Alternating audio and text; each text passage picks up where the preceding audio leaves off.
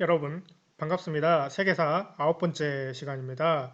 오늘은 중국의 위진남북조 시기에 대해서 공부하도록 하겠습니다.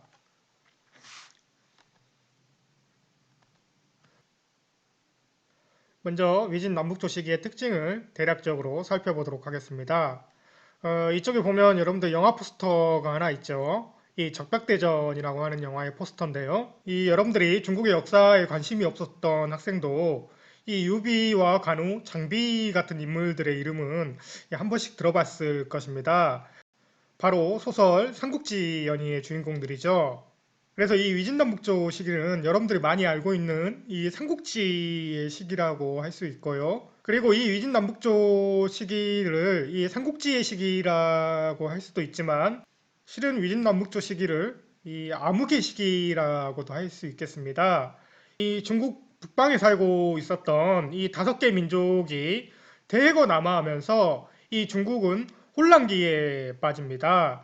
그래서 이 시기를 이 암흑 시기라고 할 수 있겠고요. 이 혼란이 지속되면서 이 정치적으로는 분열이 반복되면서 강력한 권력이 성립하지 못한 시기라고 할 수 있겠습니다. 또한 이 혼란한 시기가 지속되면서 이 사람들이 의지할 수 있는 이 내세적인 성격을 가진 이 불교와 도교와 같은 종교가 발전한 시기였다라고 할 수 있겠습니다. 그리고 이 시기는 이 혼란한 시기에서도 이 자신들의 가문의 지위를 변함없이 유지하는 이 귀족들이 이 사회를 이끌어가는 귀족 사회였다라고 할 수 있겠습니다. 그래서 정리하자면 이 이진남북조 시기는 이 영웅들의 시기인 동시에 이 암흑의 시기였고 또한 이 불교와 도교가 발전하는 이 종교의 시대였고 그리고 귀족들이 사회를 주도하는 귀족 사회였다라고 할 수 있겠습니다. 그래서 이런 대략적인 이 특징들을 가지고 여러분들이 위진남북조 시기를 공부하면 이 위진남북조 시기를 쉽게 공부할 수 있을 거라고 생각을 합니다. 그러면 이 위진남북조 시기에 이 대략적인 정치 변화의 모습을 살펴보도록 하겠습니다. 이 후한의 멸망 이후에 전국 각지에서 이 많은 호족들이 등장하게 됩니다. 그래서 그 실력 있는 호족들이 이 서로 이 통합 작업을 벌여 나가면서 이 위초고의 삼국으로 정리된다라고 할 수 있겠습니다. 이 나라는 여러분들 누구의 위나라죠? 그렇죠. 이 조조의 위나라입니다. 그리고 이 촉을 세운 사람은 누굴까요, 여러분? 그렇습니다. 이 유비라고 하는 인물이죠. 그리고 이 오나라를 세운 사람은 누구죠? 그렇죠. 이 송건이라고 하는 사람이죠. 아마 대답을 잘한 친구들은 이 소설 삼국지연의를 많이 읽어본 학생들일 겁니다. 어찌됐든 이 후한 이후에 이 삼국시대가 전개되고요. 이 위나라가 거의 통일을 해갈 때쯤에 이 조조의 아끼던 부하였던 이 사마의 손자였던 이 사마염이라고 하는 사람이 이 위나라 황제의 황제 자리를 빼앗아서 본인이 진이라고 하는 나라를 건국하게 됩니다. 그래서 이 진이라고 하는 나라는 이 나중에 수도를 동쪽으로 한번 옮기기 때문에 이 시기의 진을 이 서진이라고 부릅니다. 그리고 이 서진이 건국된 지 얼마 안 있어서 이 북방 유목 민족인 이 오의 침입을 받게 되고요. 이 서진이 수도를 지금의 남경인 건강으로 옮기게 됩니다. 그래서 이 서진이 수도를 동쪽으로 옮긴 이후에는 이 동진이라고 부르고 있습니다. 이 동진은 정치가 불안정하면서 이 송, 제, 양, 진으로 빠르게 왕조 교체가 진행되는 모습을 보입니다. 그리고 이 오호들이 침입한 이후에 이 중국 지역에 정착을 하면서 16개 이상의 나라들을 건국하게 됩니다. 그래서 이 시기를 5 16국 시기라고 부르기도 하고요. 그런데 이 오호들이 세운 나라들은 이 강력한 권력을 창출하지 못하고 빨리 나라가 망하게 됩니다. 그러나 4세기의 화북을 통일한 북인은 북방 민족임에도 불구하고 종래 오 왕조들이 나타냈었던 이 문제점들을 고쳐가면서 이 중국식 집권국가로 변화를 시도하게 됩니다. 그러면서 이 북방민족들이 세운 왕조 중에서는 가장 긴 시간 동안 왕조를 유지하게 되고요. 그러나 이 중국식 집권국가로 변화하는 과정에서 이 종래 기득권을 누리던 귀족들이 반란을 일으키면서 이 북위가 서위와 동위로 나눠지게 됩니다. 이후 서희와 동희는 각각 북주와 북제로 계승되게 되고요. 이 북주의 외척 출신인 이 양견이라고 하는 사람이 이 북주 황제로부터 황제 자리를 빼앗아서 이 수나라를 건국하게 되면서 이 위진 남북조 시기에 이 혼란한 시기가 끝난다라고 할 수 있겠습니다. 그러면 위진 남북조 시기에 대해서 구체적으로 살펴보도록 하겠습니다. 이 첫 번째 삼국시대인데요.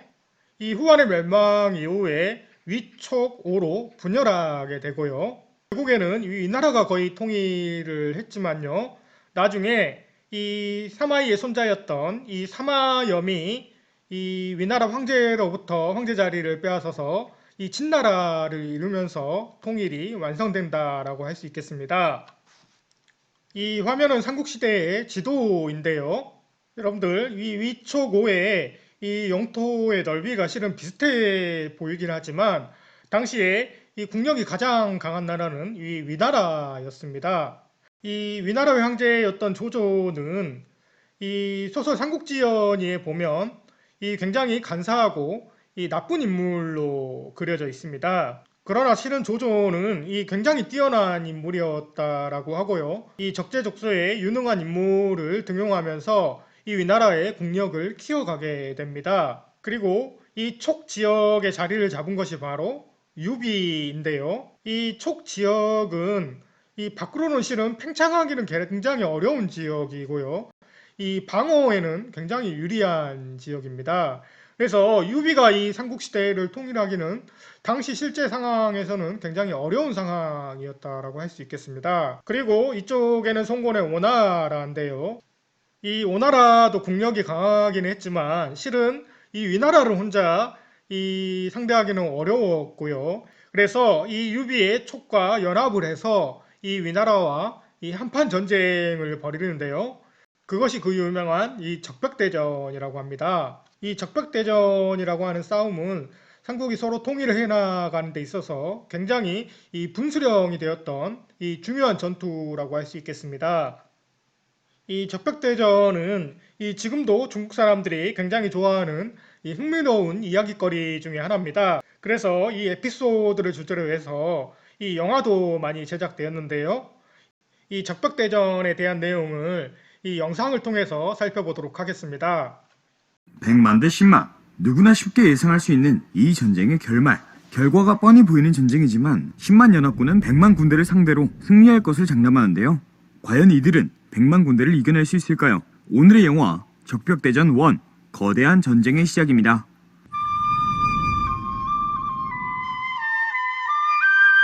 때는 위초고, 삼국이 대립하던 서기 208년의 중국. 천하통일이라는 이름 아래 중국 전체를 피로 물들이던 위나라의 조조는 뛰어난 통치력과 압도적인 군사력을 지니고 있던 사람이었고, 그는 그를 바탕으로 중국 대륙 절반을 정복하게 됩니다. 이런 조조의 힘 앞에 퇴각에 퇴각을 거듭하던 총나라의 유비군은 최후의 성, 신의 성까지 함락당하는 최악의 상황을 마주하게 되는데요. 최악의 상황에 몰린 유비군은 송건이 통치하는 오나라의 강남 지역으로 피난까지 떠나며 조조에게 필사의 항쟁을 다짐합니다. 하지만 남은 유비군의 병력으론 조조의 대군을 감당할 수 없었고, 조조의 대군을 상대하기 위해선 오나라와의 연합은 불가피한 상황이었습니다. 主公，我今晚就去东吴求助孙权。孙权 여기서 문제는 오나라의 송건은 전쟁을 기피하는 성향이 있었고, 그런 그를 설득하여 결탁하기엔 무리가 있다는 것이었습니다. 이에 유비군의 책사 제갈량은 홀로 오나라로 향하여 송건을 설득하여 보지만 조조의 항복 강요에 송건은 망설이게 됩니다. 曹操带来了多少兵马？水陆两军80万，目的不在我主公，志在东吴。我知道您是个韬光养晦的人，宝剑深藏已久，总该出鞘了。让我再想想。 송건의 이러한 상황을 파악한 제갈량은 오나라의 제일 가는 명장 주유를 찾아가게 되는데요. 둘은 긴 대화 속에서 격한 언쟁 하나 없이 연합을 결심하게 됩니다. 그렇게 주유는 자신의 주군 송건을 설득하게 되고, 很久没用了吧？走吧。况且曹操出师无名，但是那些老臣，他们只是逼你投降以自保，你根本不用理他们。我心已决，必与曹操拼死一战， 결국 오나라와 총나라의 연합군이 형성됩니다. 与刘军结盟，祸击曹贼。领命。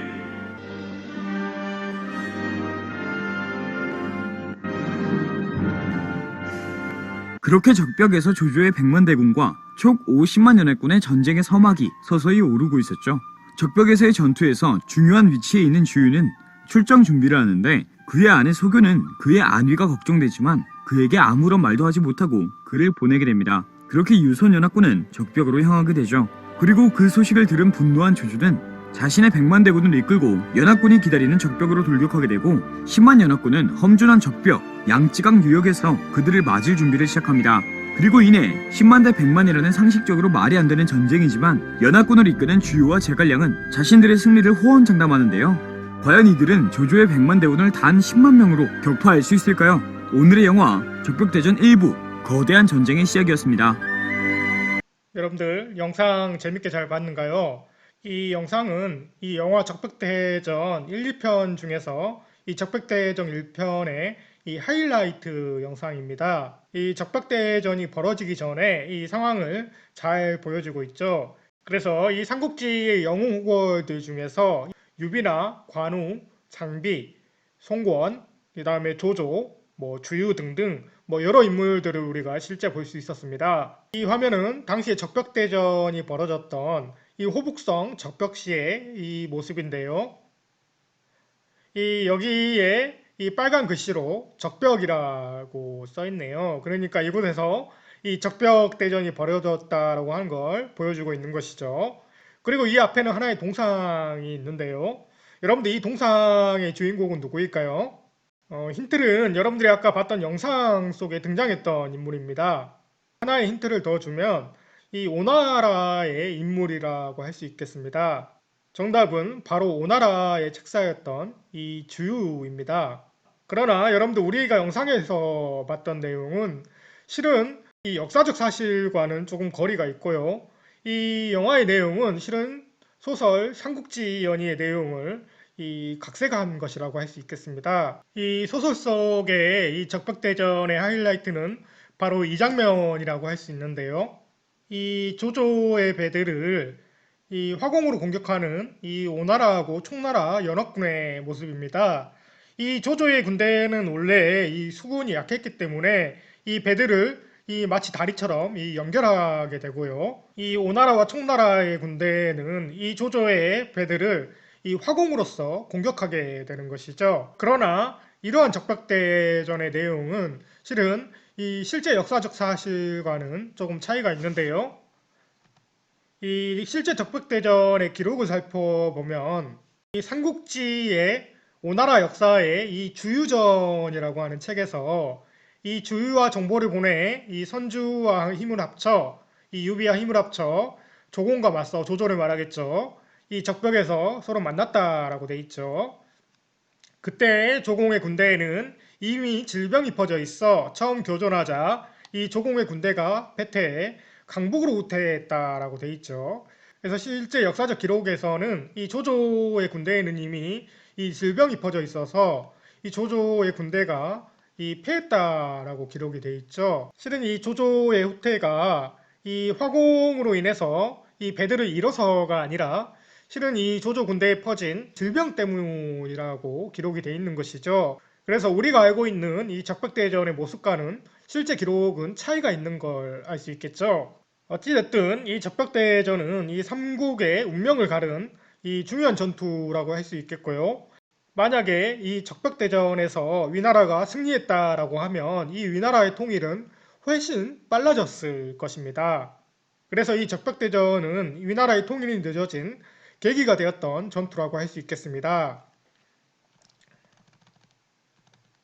다음으로 그러면 삼국시대에 이어서 이 5호 16국 시대에 대해서 살펴보도록 하겠습니다. 이 5호 16국 시대에는 이 5개의 북방민족이 화북 지역으로 이 남하하게 되고요. 그러면서 그 지역에 이 여러 나라를 건국하게 됩니다. 그리고 이 진은 이 5호의 침입으로 인해서 이 강남으로 이주하게 되는 것이죠. 이 지도는 이 5호 16국 시기의 모습을 나타낸 지도인데요. 이 오는 이 선비와 흉노, 갈, 강, 저 민족을 말합니다. 이 대체로 중국의 북쪽에 있었던 이 민족들이 이 시기에 밑으로 남하하게 되고요. 이쪽 지역에 있었던 한족 왕조였던 이 진나라가 수도를 이쪽 건강으로 옮기게 되는 것이죠. 그러면 여러분들 요거는 한번 생각해 봤으면 좋겠습니다. 이 북방에 있었던 이 북방 민족들이 왜 이 시기에 중국의 내지로 이렇게 밑으로 이주를 했을까요? 뭐 여러 가지 이야기가 있지만 그중에서 가장 설득력이 이 기후변화와 관련된 것인데요. 이 북방 민족들이 남아있을 때는 이 대체적으로 이 중국의 기온이 이 떨어지는 시기였다라고 하는 것이죠. 이 북방 민족이 남아있던 시기에 기온을 살펴보면 이 현재 기온보다 대체적으로 대부분 낮은 시기였다라고 하는 것입니다. 그래서 이 북위가 남아있을 때도 이 현재 기온보다 약 2도씨 가량 떨어졌다라고 하네요. 그래서 여러분들 우리는 이 2도씨가 떨어지면 무슨 별 차이가 없을 것 같은데 이런 생각도 할 수 있겠지만 이 당시에 북쪽에 살던 민족들에게는 이 2도씨가 떨어진다라고 하는 건 이 엄청난 타격입니다. 이 평균 기온이 2도씨만 떨어져도 이 굉장히 더 훨씬 춥다라고 하고요. 이 인간이 살기가 쉽지 않다라고 합니다. 그래서 이러한 기온의 하강으로 인해서 이러한 북방 민족들이 나무로 이 남하를 했다라고 하는 것이죠. 그래서 여러분들 이 북방 민족이 왜 남하했냐라고 하는 거에 대해서는 뭐 기후변화 말고도 뭐 여러 가지 이야기들이 있습니다. 하지만 이 기후변화가 선생님이 생각했을 때는 가장 이 설득력이 있는 것 같고요. 이 여러분들은 어떻게 생각할지 모르겠습니다. 그러면 다음으로 남북조 시대에 대해서 살펴보도록 하겠습니다. 이 남북조 시대는 이 선비족이 세운 이 북위가 화북을 통일하면서 시작되게 되는데요. 이 오호들이 세운 여러 왕조들이 수임이 이 오래가지 못했다라고 했습니다. 그런데 이 선비족이 세운 이 북위만큼은 북방 민족이 세운 국가에서 가장 오랫동안 이 왕조를 유지하게 됩니다. 그 이유가 바로 이 효 문제의 한화 정책이라고 하는 것인데요. 이 한화 정책이라고 하는 건 말 그대로 이 한족처럼 바꾸는 정책을 말하고요. 그러니까 이 북방민족이었던 북위가 이 중국식 국가로 변화하려고 했던 정책들을 말합니다. 예를 들면 이 선비족 고유의 복장과 언어를 금지하고요. 이 한족의 복장과 한족의 언어를 쓰게 한다던가 또는 이 한족과 선비족 간의 결혼을 장려하게 됩니다. 이러한 정책들을 통해서 부족적 전통이 강했던 이 북위의 국가의 모습을 이 중국식의 국가의 모습으로 변화하려고 했다라고 할 수 있겠습니다. 이 균전제라고 하는 건 땅을 고르게 나눠준다라고 하는 토지제도인데요. 이 원래는 이 유목국가였던 이 북위의 선비족들을 이 화북에 정착시키면서 그 선비족들에게 이 토지를 나누어지기 위해서 실시한 제도라고 할 수 있겠습니다. 이러한 한화 정책으로 인해서 이 북위는 이 오후들과는 다르게 이 왕조가 오래 유지되게 되는데요. 그러나 이 선비 귀족들이 이 한화 정책에 반발하면서 이 북위는 동위와 서위로 나누어지게 됩니다. 그리고 이 동위와 서위가 각각 북제와 북주로 계승되게 되죠. 그리고 이 한족 왕조인 남조의 모습을 살펴보면요. 이 한족들이 대거 강남으로 이주하면서 이 강남이 개발되게 되고요. 이 한족들이 당시 오후의 침입을 피해서 당시 인구의 약 90만 명 정도가 남아있다라고 하니까요. 이 엄청난 인구가 남하를 한 것이죠. 그리고 이 인구는 당시 인구의 약 8분의 1이었다라고 합니다. 이 한족들이 대거 남하하게 되면서 이 불모지와 같았던 이 강남 지역이 엄청난 개발을 이루게 됩니다. 그러니까 이 이진남북조 시기는 이 강남 지역의 입장에서는 이 개발의 시대였던 것이죠. 그리고 정치적으로 봤을 때는 이 남조는 굉장히 정치적으로는 불안정하면서 왕조 교체가 빈번하게 이루어집니다. 그래서 이 동진 이후에 송, 제, 양, 진으로 빠르게 왕조 교체가 됐다라고 할 수 있겠습니다. 이 지도는 이 남북조 시기의 지도입니다. 그래서 이 남조에서는 이 송왕조가 있는 모습이고요. 이 화북 지역은 이 북위가 통일한 모습을 보여주고 있습니다.